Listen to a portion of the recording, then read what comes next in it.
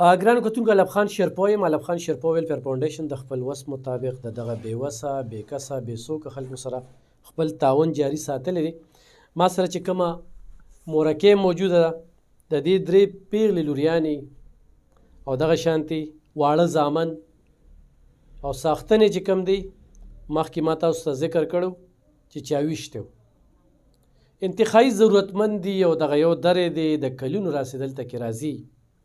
نن چې رالل نو وی ګرمې څادرې نشته، دا ځان سره ونیسه. دا ګرمې څادرې چې کوم دی نو دا دې ته میلاو شولې او د ښکلې څادرې دي ورسره چې کوم دی جوراوي دغه جلوزو او خورکۍ چې کومه ده دا د هغې د طرف نه چې مونږ ته جرابې راغلي دي. ها دا چې کومه نوې بیلټي مونږ ته راغلې ده 3 ګوتې مونږ ته راغلي دي نوې بیلټۍ. نو دا هغه 3 ګوتو کې چې کوم دی نو دا جرابې وې لندن نه هر ځای نه چې کوم دی چېرته خورکۍ رالیږلي دي او ورسره چې کوم دی نو دې ته وګورئ جي دا هم په هغه نوې بیلټۍ کې کومه 3 ګوتې مونږ ته راغلې وې. دې سره سره دا وګورئ جي دا زه تاسو ته ښیم چې ښکلې سویټر د دې داسې جرسي ده داسې چې ښه ګرمه او ښه مزېداره جرسي ده دا. او دا جلوزو د خور چې زه ذکر کوم نو دا د وړو بورې مونږ ډېرو خلکو ته چې کوم دی نو دا حواله کړې. نن سبا په 300 روپۍ چې کومه ده د وړو بورې خوندله. څه به وایې په دې موقع؟ موږ خوشحال یو چې د دې ځای نه هر څه وړو نور خو ستاسو نه علاوه موږ سره هېڅوک هم څه امداد نه کوي. بس الله ډېر چا سره ښه وکړي. اوس هم صورتحال څه وي؟ هېڅ دره کم نه لګي نو بس زه دې خو ارامه خوا کوم د علي ځان سره کوم او راشم دلته. ستا څو بچي دي؟ زما 15. 15 2 زامن یو هم ګټه وټه نه کوي؟ نه واړه دي که نه جینکې مشران دي او هلکان واړه دي. هلکان واړه دي. اوړه اوس ختم شي؟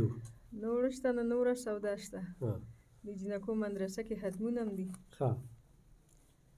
او سار هم راپسې استاد کسان راولېږل چې پیسې غوښتونکي دي بس زما لوریانې ترې وباسي هته مې وکړو بس دې خوا مې رامخه وکړه ستا نه علاوه بل څه درک نه لګي.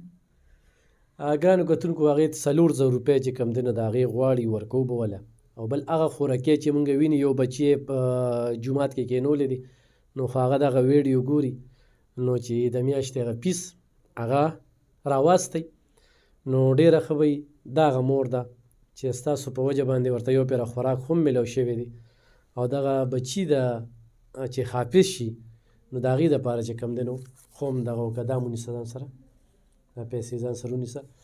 نو خو داسې څوک وي په دې باندې زما ایزي پیسه نمبر دی زما اکاونټ نمبر دی پې همدغه شانتې په ویډیو مونږ دوی ته ورکوو. دوی سره موبایل نشته نه موبایل ساتي یعنې دوی ته ما خپل موبایل هم اخسته چې خلک د سره رابطه کوي خو نه کور کې موبایل چې کوم دی ساتل موږ نه غواړو.